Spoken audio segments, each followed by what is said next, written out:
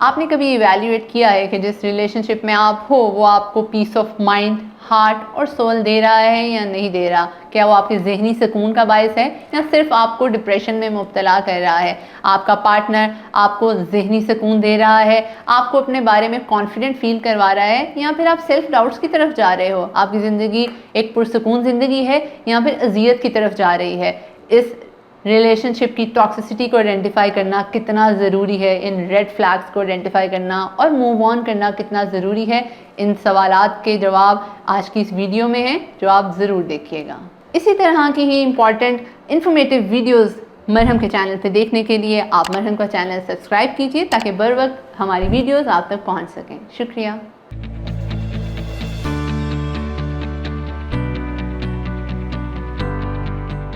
अस्सलामुअलैकुम, I am सारा अहमद और मैं कंसल्टेंट क्लिनिकल साइकोलॉजिस्ट और रिलेशनशिप काउंसलर के तौर पे मसूद हॉस्पिटल लाहौर और अकरम मेडिकल कॉम्प्लेक्स लाहौर में अपनी सर्विसेज दे रही हूँ।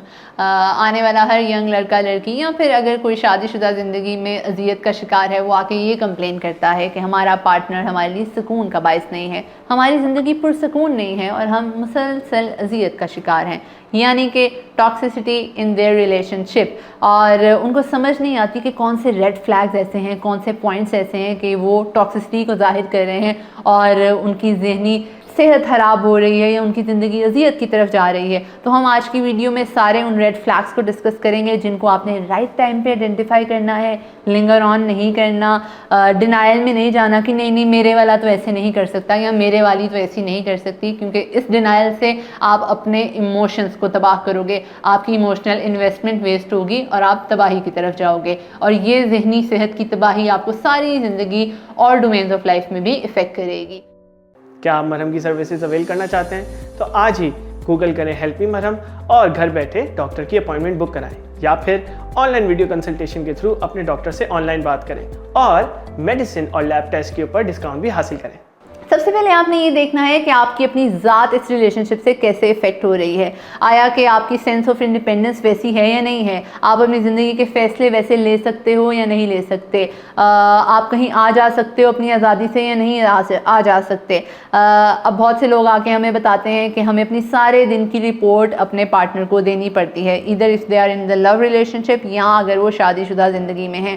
और अगर आपको इस चीज़ से घुटन महसूस हो रही है तो इसको घुटन महसूस करें, एक्चुअली में करें, सिर्फ इस चीज़ में कि वो तो मेरे बारे में बड़ा पॉजिटिव है या मेरी पार्टनर मेरी बहुत फिक्र करती है या वो तो मुझे किसी और के साथ देख ही नहीं सकती, तो ये लव नहीं है, इट्स एन ऑब्सेशन। तो अपने रिलेशनशिप में ये ज़रूर देखें कि क्या वो आपकी इंडिपेंडेंस को वैसा रहने दे रहा है या नहीं रहने दे रहा। दूसरा, पीस ऑफ माइंड, क्या उसके साथ होने से आपको ज़िंदगी में ज़हनी सुकून और ज़िंदगी एक अच्छे तरीके से गुजरती भी नज़र आ रही है या नहीं आ रही। तीसरा ये कि वो आपकी सेल्फ इस्टीम को कैसे इफ़ेक्ट कर रहा है ये ताल्लुक़, क्या आपको अपने आप को डिग्रेड करके इस रिश्ते को चलाना पड़ रहा है या फिर ये कि सिर्फ आपको ही वन साइडेड एफर्ट्स करनी पड़ रही हैं। दूसरी इंपॉर्टेंट चीज़ या वो सारे एस्पेक्ट्स जिन पे आपने गौर करना है कि उनका एटीट्यूड आपके साथ कैसा है, क्या वो आपके ऊपर बहुत ज़्यादा एंगर शो करते हैं। अब बहुत से पार्टनर ऐसे होते हैं इवन के हमारे सेशन के दौरान वो एक दूसरे के ऊपर इस तरह से शाउट कर रहे होते हैं कि अगला बंदा सहम के रह जाता है कि भाई मेरी इज्जत कहाँ है।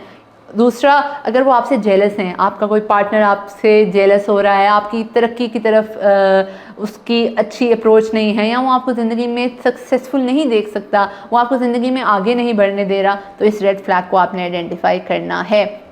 शक, अगर आपका पार्टनर आप पे हर वक्त शक कर रहा है, ऐसे ऐसे पार्टनर्स भी हमारे पास आते हैं जो बताते हैं कि हमारे फेसबुक, इंस्टाग्राम, स्नैपचैट, हर सोशल मीडिया ऐप, हमारे मोबाइल, जीमेल, सारे पासवर्ड्स हमारे पार्टनर को पता है और वो उसके ऊपर रेगुलर चेक करता है। Do we call it love? क्या हम इसको प्यार का नाम देंगे या फिर ये नाम देंगे कि हमारा पार्टनर तो हमारी बड़ी फिक्र करता है या मेरे वाला तो मेरे बगैर नहीं रह सकता, उसको तो मेरी पल पल की खबर रहनी चाहिए। ऐसा नहीं है, ये आपकी ज़िंदगी में सुकून नहीं लेके आ रहा बल्कि आपके अंदर एक ज़हनी कैद लेके आ रहा है, आप ग्रो नहीं कर पा रहे। तो इस रेड फ्लैग को आपने ज़रूर आइडेंटिफाई करना है और राइट टाइम पे इसको आइडेंटिफाई करते हुए देखना है कि अगर आप इस रिलेशनशिप से बाहर निकल सकते हो तो निकले, अगर शादीशुदा ज़िंदगी में हो तो इस चीज़ को रिजॉल्व करें मैरिटल काउंसलिंग के थ्रू। एक और इम्पॉर्टेंट चीज़ कि वो अपनी ज़ात की खसूसियात आपके ऊपर किस तरह से असरअंदाज कर रहे हैं। नार्सिसिज्म, बहुत से लोग आके कहते हैं कि हमारा पार्टनर बहुत नार्सिसिस्ट है।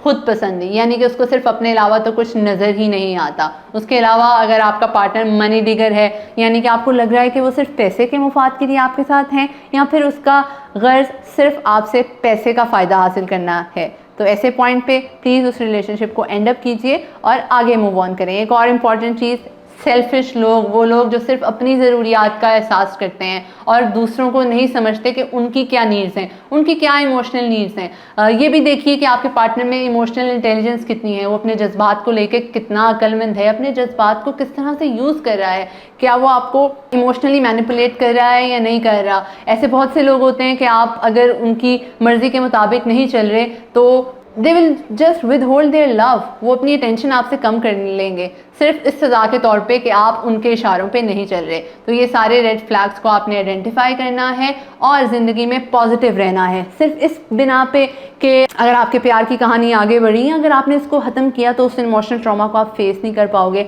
आपने इस चीज़ को लिंगर ऑन नहीं करना, पॉजिटिव रहना है कि अगर ये पार्टनर ना सही या अगर ये लव रिलेशनशिप ना सही तो आप ज़िंदगी में आगे बढ़ सकते हो, किसी और के साथ भी खुश रह सकते हो। एक और बहुत ही इंपॉर्टेंट चीज़ जिसको ब्रेड क्रम्ब हम कहेंगे, जिसको आम ज़बान में या हमारी फेसबुक सोशल मीडिया मीम्स में चूने का नाम दिया जाता है। कहने में तो इसको मजाक में हम कह देते हैं, लेकिन ये एक बहुत तकलीफ़देह चीज़ है कि इतने साल आप इस रिलेशनशिप को लिंगर ऑन करो, उस एब्यूज़ में रहो, सिर्फ ये कहो कि मेरे वाला ऐसा नहीं या मेरी वाली ऐसी नहीं या वो सिर्फ मेरी केयर में ऐसे कर रहा है। ऐसा बिल्कुल भी नहीं है।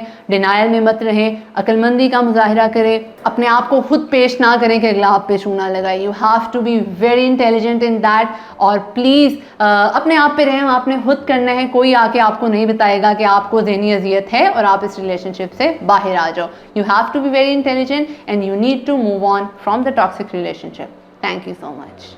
अगर अपने टॉक्सिक रिलेशनशिप को लेके आपके भी ऐसे ही मसले हैं तो आप नीचे कमेंट सेक्शन में अपने सवालात पूछ सकते हैं। I will try my level best कि मैं उनके जवाब दूं। उसके अलावा अगर आप couple counselling, pre marital counselling, post marital counselling और किसी भी ब्रेकअप के इशू से गुजर रहे हैं और मेरे साथ कंसल्टेशन बुक करवाना चाहते हैं तो आप मरहम ऐप के थ्रू बुक करवा सकते हैं। Thank you so much.